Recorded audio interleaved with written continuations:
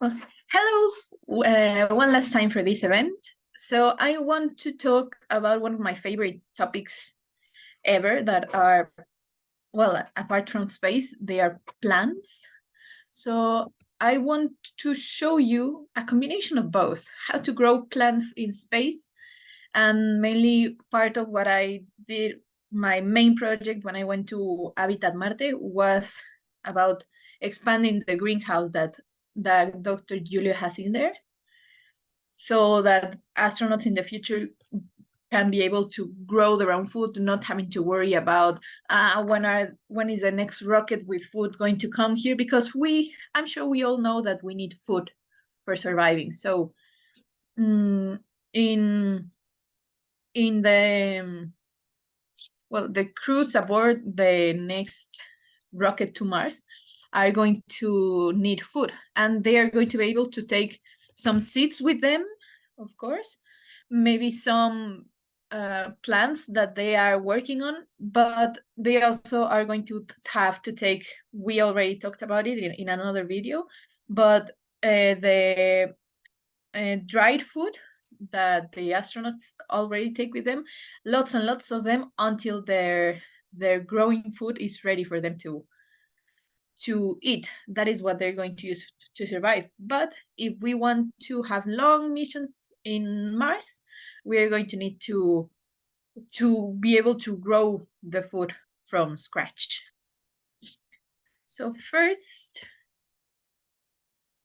the objectives of this talk is talking about how will plants grow on Mars and in space, the versatility of plants, and how to grow up foods for self-sustainability. That is the main objective of growing things in space also. And that can, all the research that is being done in space is also brought here to Earth. I'm going to show you some interesting things that are being worked on right now. So this is me in the last Habitat Marte in Spanish mission. For the moment in Habitat Marte, there were not much food in the greenhouse. There were lots of tomatoes, lots of little non-spicy chili, and there were also some onions and some nopales and a couple of other kinds of leaves that are edible, some spices and moringa. But yeah, so I brought some other plants that are very nutritious, very delicious, that can maybe bring more variety of future dishes for the future missions in Habitat Marte. So let's first talk about planting on Mars. So we are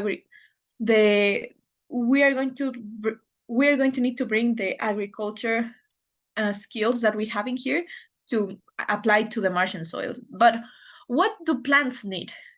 Well, of course, they need water, they need light, they need nutrients. We don't talk much about it, but plants actually need gravity for growing. Maybe they are so used to gravity here that it's very complicated for them to grow in space. They also need time, enough time and patience to be grown. And we don't think much about it, but this is one of the main reasons that our elementary school beans didn't grow very much, because we didn't take enough care of them.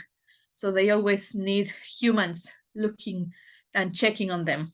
So first, let's talk about the well, also they need a space. I missed it here, but plants need a space for growing. That is the main talk. So plants need a space to grow. And for example, NASA has tested out a number of facilities to grow, to host a microgravity garden. One way they made a veggie experiment. It's vegetable production system, which is simple low power gardening. It's a chamber that can hold 6 crops of plants. Seeds are grown like in a small fabric or pillow. And and then the crew look after them. They water the plants by hand, similar as how we do it on Earth. There was some centrifugal thing that imitated microgravity and things like that. But yes, plants need a good space for growing. Also, their roots need to be able to expand whatever they want. So we also have to think about the type of plant. For example, we cannot bring an avocado tree to a little space station. It's not going to work, for example, or the roots are going to be too big. So for the beginning, no trees. For starters, let's start with something, other small things, for example, potatoes or onions, or as they already have in Habitat Marte, tomatoes. Yeah, so small plants. Light. So, well, let's talk first about the nutrients. So plants need all types of nutrients, micronutrients and macronutrients. Of course, oxygen, iron, carbon dioxide is what, of course, we know they breathe. So plants are going to need all of that for doing their photosynthesis and growing. Also, they need to feed themselves some calcium, sulfur, molybdenum, copper, nitrogen, and all of that is going to have to be put into a pseudo soil that we're taking to Mars as well. Here we know that we want to make some habitats in Marte, for especially greenhouse habitats for the plants, but we talked about that they are going to need someone taking care of them. Of course, astronauts are going to be very busy with their own things in there.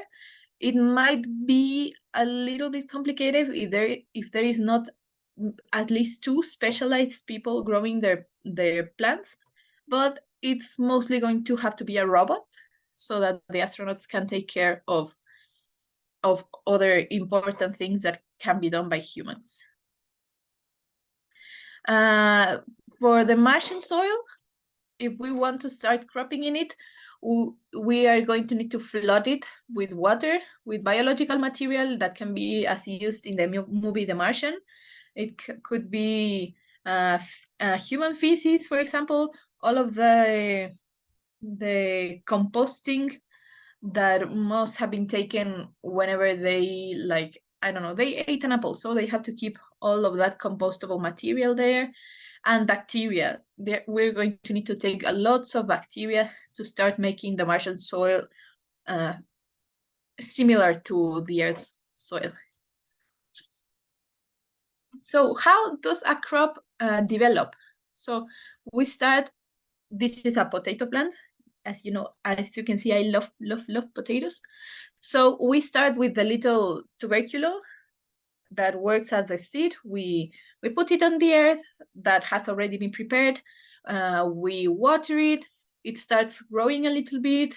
It starts like getting out some of its roots. It keeps growing, and this type of plant grows under the earth. So it's going to start from every root. It's going to start growing a little and small and beautiful new potato. We can take most of them for eating, but some of others we're going to have to keep them to start the process all over again. So in Mars, as we know, Mars, the atmosphere of Mars is not very strong. It's not made for sustaining life. So if we put plants just like that they need sunlight, they have to receive the sunlight, so we're going to put the plants outside. No, please don't. The plants are going to burn themselves to death. They're going to be burn.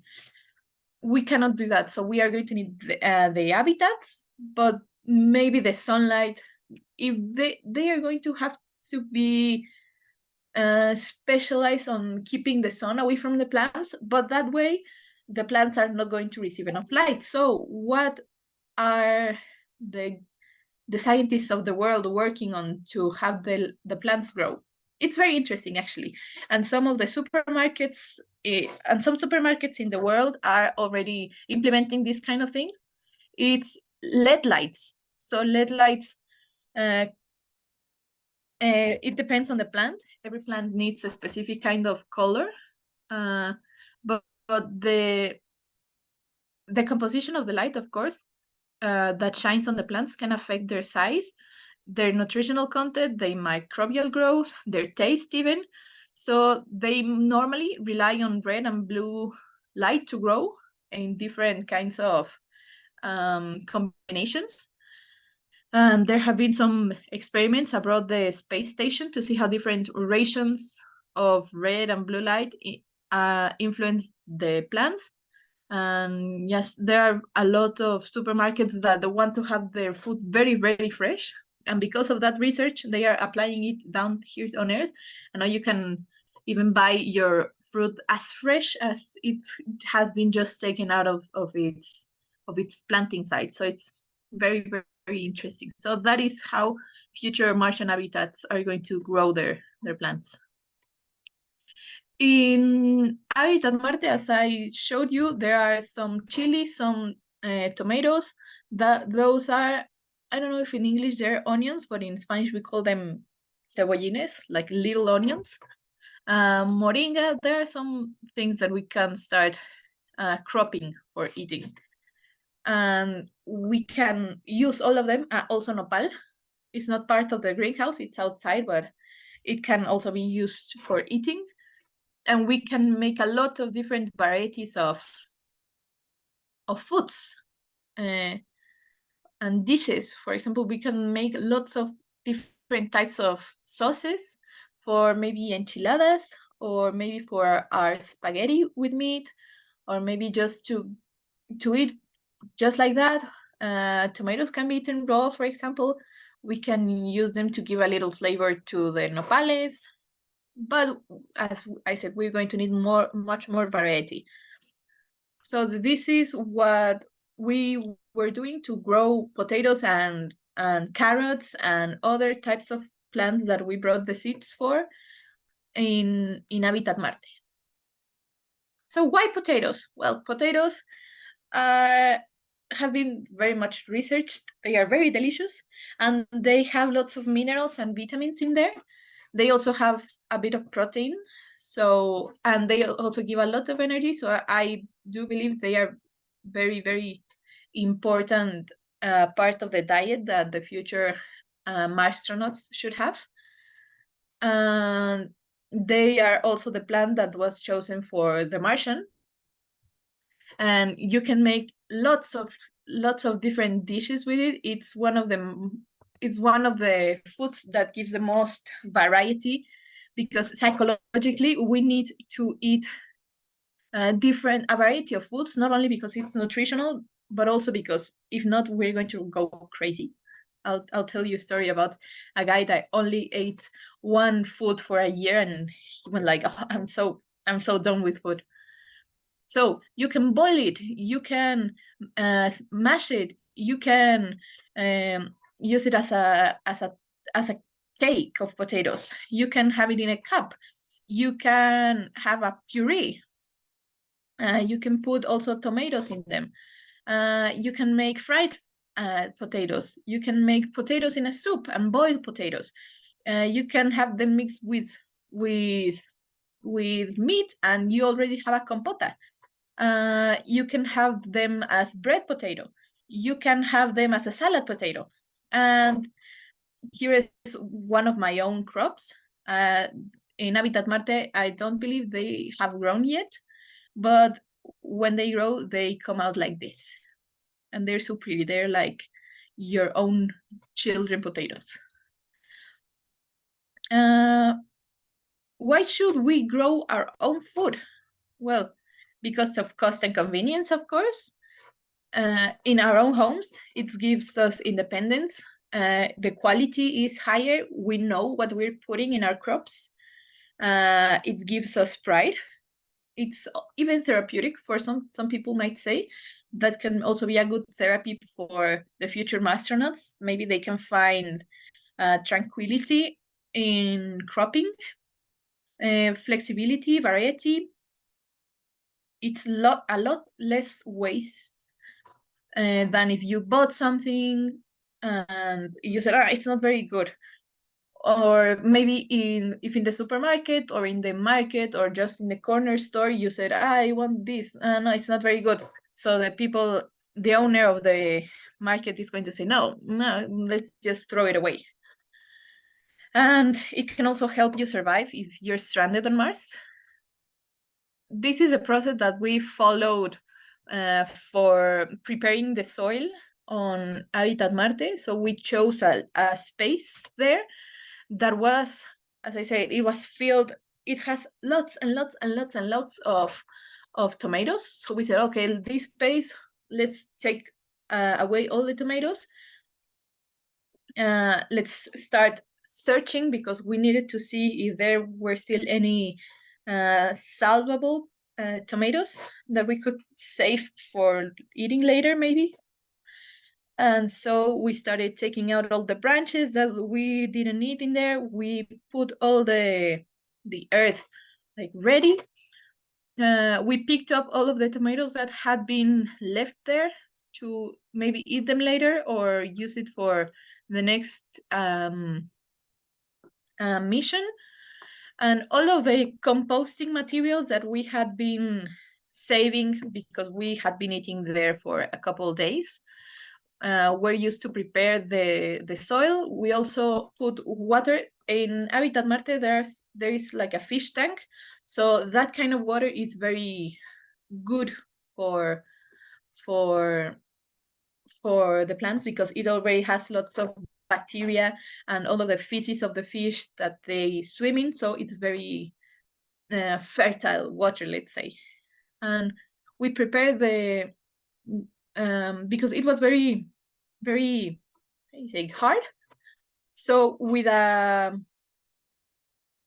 this thing that you use for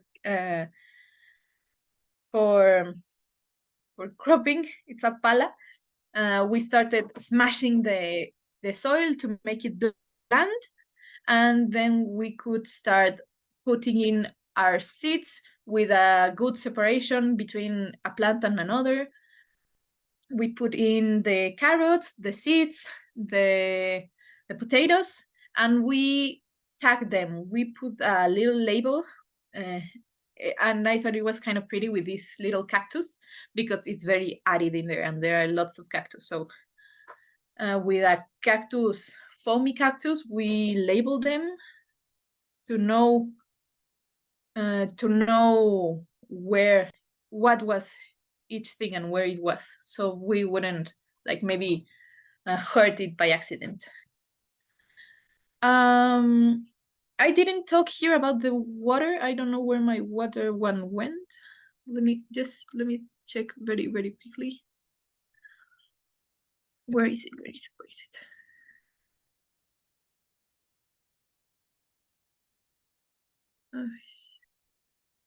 Just give me a second. No, it's not here.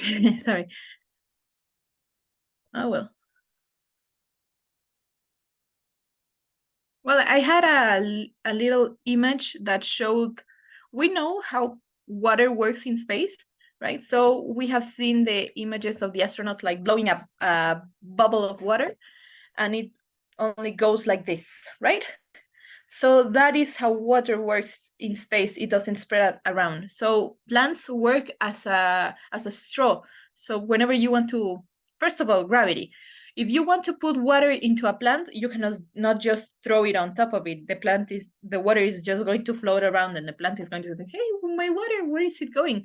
So they have to be put very carefully inside of the soil, and to the plant. The plant works as a straw, so it's going to absorb the water. But if there is not gravity, that is a problem. I mean, plants can grow in microgravity, but the water is the problem. So if the plants start sucking up the water is not going to go up as a straw. It's going to just float in there, and maybe it can drown the plant. It can drown the plant. So There has to be lots of special care with that. And this is I want to finish with this phrase that I like of Mark Watney, the astronaut that was left in space, that they say that once you grow crops somewhere, you have officially colonized it. So technically, when we start cropping in Mars, we would have colonized it. Thank you very much.